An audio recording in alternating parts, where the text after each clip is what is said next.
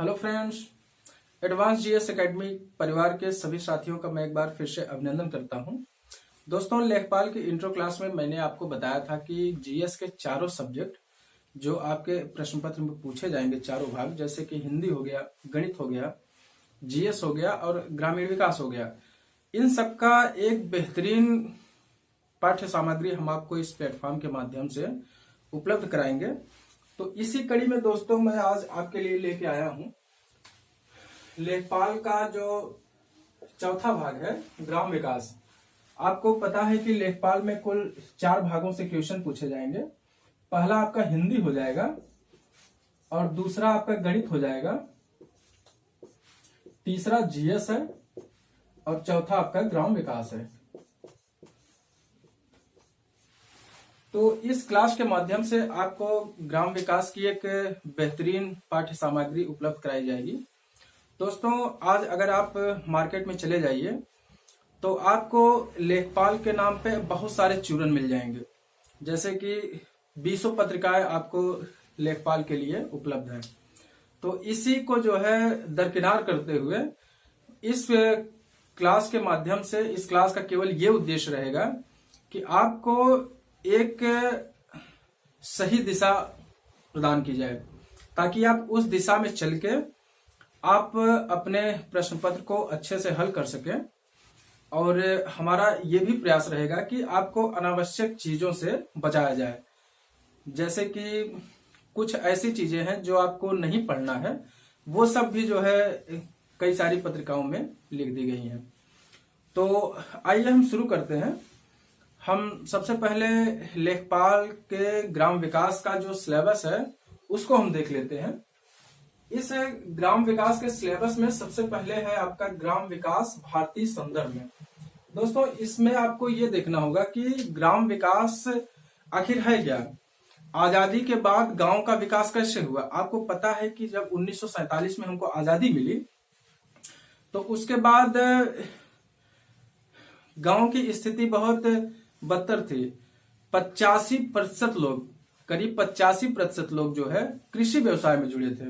तो आप सोच सकते हैं कि भारत का जो है करीब 85% लोग जो है कृषि व्यवसाय से जुड़े थे, और ये लोग केवल कृषि के माध्यम से ही अपना जीवन यापन करते थे।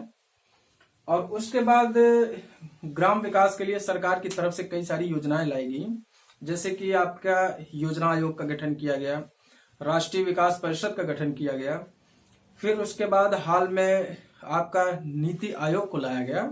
तो इन सब चीजों का हम इसमें अध्ययन करेंगे ग्राम समाज भारतीय संदर्भ में। उसके बाद ग्राम विकास कार्यक्रम को देखेंगे। ग्राम विकास कार्यक्रम के अंतर्गत, जैसे कि योजना आयोग के अंतर्गत जैसे एक योजना लाई गई थी आपकी सामुदायिक विकास कार्यक्रम, उसके बाद काम के बदले अनाज कार्यक्रम, और इस तरह की बहुत सारी योजनाओं का हम इसमें अध्ययन करेंगे। उसके बाद दोस्तों हम देखेंगे ग्राम विकास योजनाएं एवं प्रबंधन। अब जैसे योजनाएं तो सरकार के द्वारा योजनाएं तो लॉन्च कर दी गई, लेकिन उन योजनाओं की देखभाल कैसे होगी, उसका क्रियान्वयन कैसे किया जाएगा, क्रियान्वयन सही तरीके से हो रहा है कि नहीं हो रहा है, इन सब का अध्ययन जो है हम इसमें करेंगे। उसके बाद फ्रेंड्स, जैसे ग्राम विकास शोध प्रणालियां हैं। शोध प्रणालियां ये होती हैं कि जैसे इसमें ग्राम समाज के विकास के लिए कुछ अनुसंधान कार्य किए जाते हैं। उस अनुसंधान कार्य की प्रक्रिया क्या होती है, उसके चरण कितने होते हैं, उसको लागू कैसे किया जाता है, लागू उसको करवाता कौन है, इन सब का अध्ययन हम इसके अंतर्गत देखेंगे। उसके बाद ग्रामीण स्वास्थ्य देखेंगे। दोस्तों, आपको पता है कि भारत सरकार या फिर उत्तर प्रदेश सरकार की तरफ से कई सारी ग्रामीण स्वास्थ्य योजनाएं लाई गई हैं, जैसे कि अभी हाल में आपका आयुष्मान भारत आया है, उसके पहले भी राष्ट्रीय स्वास्थ्य कार्यक्रम आया था, उसके बाद आपका स्वास्थ्य नीतियां भी कई आई हैं। तो उन सभी का अध्ययन हम इसके अंतर्गत करेंगे।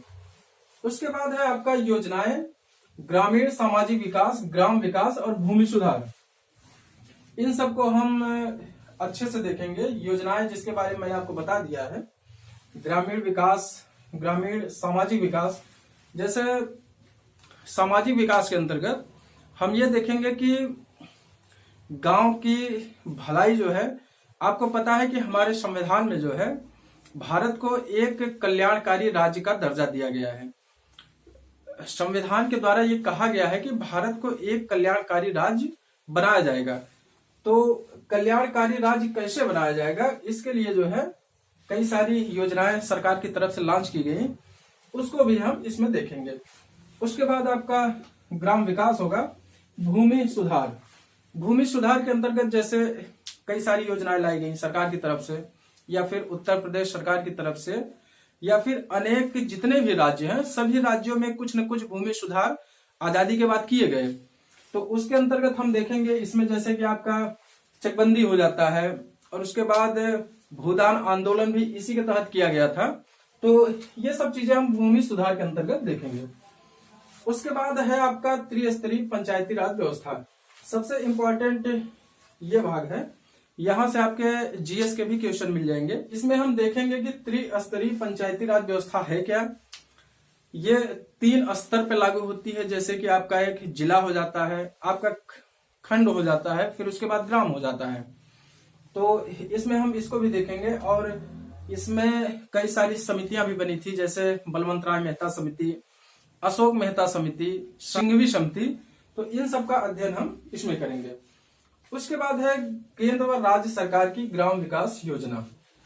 तो इसमें भी हम ग्राम विकास की सरकार की तरफ से लाई गई योजनाओं का अध्ययन करेंगे, और इसमें हम देखेंगे कि योजनाओं का क्रियान्वयन कैसे किया जाता है, और उस योजना को लागू करने के लिए किन किन शोध प्रणालियों से ये योजनाएं गुजरती हैं, उसको भी हम इसमें देखेंगे। इसके अलावा भी दोस्तों जैसे कुछ और चीजें हैं जो कि अगर हम पिछले साल के प्रश्न पत्र अगर हम देखें तो उसमें कुछ क्वेश्चन पूछ लिए जाते हैं। जैसे कि आपका एक भाग हो जाता है जनसंख्या। इसके अंतर्गत हम आपको जनसंख्या भी इसमें बताएंगे, यूपी की और भारत की, दोनों की जनसंख्या हम इसमें आपको बताएंगे। उसके बाद हम आपको यूपी की लोक संस्कृति को भी देखेंगे, यूपी की लोक संस्कृति को भी इसी के अंतर्गत हम शामिल करेंगे। और उसके बाद हम जो कुछ माप प्रणालियां होती हैं दोस्तों, माप प्रणालियों के अंतर्गत जैसे कि हमें पता है कि भारत या फिर उत्तर प्रदेश में जमीन की माप कई तरह से होती है। जैसे हम बिस्वा में भी मापते हैं, फुट में भी मापते हैं, गज में भी मापते हैं, एकड़ में भी नापते हैं। तो इन सब का अध्ययन हम इसके अंतर्गत करेंगे। इसके अलावा दोस्तों हम आपको कृषि यंत्र भी बताएंगे, क्योंकि हम अगर कृषि यंत्र, अगर हम ग्राम समाज और विकास पढ़ रहे हैं तो हमें कृषि और कृषि के यंत्रों की भी जानकारी होनी चाहिए। तो फ्रेंड्स ये आपका सिलेबस रहा। अब हम आइए एक एक करके पूरे सिलेबस को देखेंगे, पूरे सिलेबस को समझेंगे, और इस सिलेबस के अंतर्गत कौन कौन से क्वेश्चन पिछले सालों में पूछे गए हैं हम इसको भी देखेंगे। और उसके अलावा इन सब को एक विस्तृत तरीके से और सारगर्भित तरीके से आपको हम बताने का प्रयास करेंगे, ताकि जब भी आपका एग्जाम हो तो आपका एग्जाम बहुत अच्छे से हो और आप अच्छे नंबर अपने एग्जाम्स में अर्जित कर सकें, और सबसे बड़ी चीज आप लेखपाल बन सकें। तो आइए हम शुरू करते हैं। सबसे पहले हम देखेंगे माप प्रणाली को। तो फ्रेंड्स भारत या फिर यूपी में भूमि को मापने के कई सारे मापक होते हैं, जैसे कि गज होता है, मीटर होता है, स्क्वायर फीट होता है, स्क्वायर गज होता है। तो आइए हम लोग समझते हैं कि आखिर ये सब है क्या। सबसे पहले हम कुछ मापक देख लेते हैं। जैसे कि एक गज क्या होता है। एक गज, इसको हम एक यार्ड कहते हैं, या फिर ये 36 इंच या फिर 9 वर्ग फीट के बराबर होता है। जैसे कि आप लोगों ने सुना होगा भैया फलाने के लखनऊ में 1000 वर्गज जमीन है। तो 1000 वर्गज यही होता है कि एक गज में जो है वो 9 वर्ग फीट होता है। वर्ग फीट का ये मतलब होता है कि जैसे मान लीजिए कि किसी के पास 3 फीट जो है लंबा है और 3 फीट चौड़ी जमीन है, तो ये जो है अगर हम इसका गुणा कर देंगे तो ये 9 हो जाएगा। तो इसी को हम कहते हैं 9 वर्ग फीट। ये आपका फीट है, तो ये इतना जमीन का टुकड़ा जो है अगर वो 9 वर्ग फीट का है तो उसी को हम कहते हैं एक गज। और अगर वही अब हाथ की बात करें तो एक हाथ में आधा गज होता है। जैसे कि अगर हम इसका आधा कर दें तो ये आपका एक हाथ हो जाएगा और ये पूरा जो है 1 वर्ग गज हो जाएगा। और फिर अगर हम एक गट्टा की बात करें तो एक गट्टा में करीब 5.5 हाथ होता है और ये 99 इंच या फिर 2.51 मीटर होता है। और उसके बाद अगर हम एक जरीब की बात करें तो एक जरीब में 55 गज होता है। जैसे कि हमने देखा एक गज में 9 वर्ग फीट होता है, तो एक जरीब में 55 गज होता है। तो फ्रेंड्स ये सब जो है फैक्ट्स वाली चीजें हैं, इसको आपको रटना ही होगा और एग्जाम से में ये अक्सर पूछ लिए जाते हैं। इसके बाद हम आइए देखते हैं क्षेत्रफल के मापक कौन कौन से हैं यूपी में। तो इस मापक में सबसे पहले हम बात करेंगे एक उनवासी की। तो एक उनवासी जो है ये भूमि के मापक का सबसे छोटा पैमाना है। इसमें होता है आपका 24.50 वर्ग इंच, इसको आप याद रखिएगा। और उसके बाद अगर हम एक कचवासी की बात करें तो एक कचवासी वो 20 उनवासी के बराबर होता है। 20 उनवासी के बराबर जो है एक कचवासी होता है। और अगर हम बिस्वासी की बात करें तो बिस्वासी जो है वो 20 कचवासी के बराबर होता है। तो और यही 20 कचवासी जो है एक बिस्वासी के बराबर है और इसी को हम एक वर्ग गट्टा भी कहते हैं। 1 स्क्वायर गट्टा इसी को कहते हैं एक विश्वासी को, जो कि 7.56 वर्ग गज होता है। उसके बाद फिर अगर हम एक बिस्सा की बात करें तो एक बिस्सा होता है 20 विश्वासी के और ये करीब 20 वर्ग गट्टा होता है। हमने देखा कि एक बिस्सा जो है वो 20 विश्वासी के बराबर है। और अगर हम कच्चे बीघे की बात करें तो एक कच्चा बीघा वो 6.66 बिस्वा होता है, जो कि 843 मीटर स्क्वायर होता है। और अगर हम पक्के बीघे की बात करें तो एक पक्का बीघा वो 1 स्क्वायर जरीब होता है और यही जो है 3 कच्चे बीघे के बराबर होता है और ये 20 बिस्वा और 2529 मीटर स्क्वायर के बराबर होता है।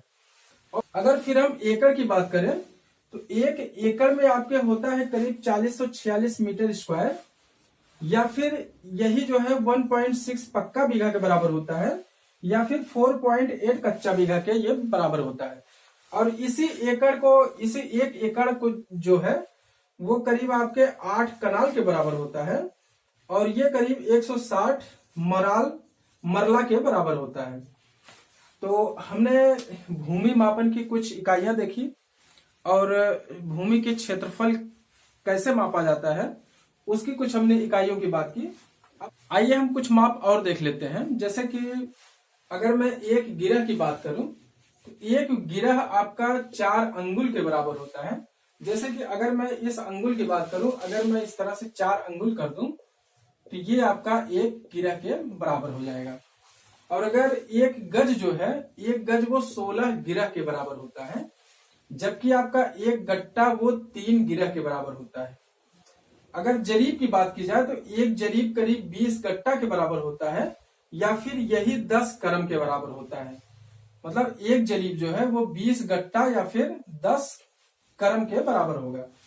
और अगर एक मील की बात की जाए तो एक मील में करीब 29 जरीब होते हैं 29 और एक करम में जो है वो 3 हाथ होता है। उसके बाद उत्तर प्रदेश में देख लेते हैं भूमि मापन के कुछ पैमाने जो है। उत्तर प्रदेश में भूमि का मापन कैसे किया जाता है।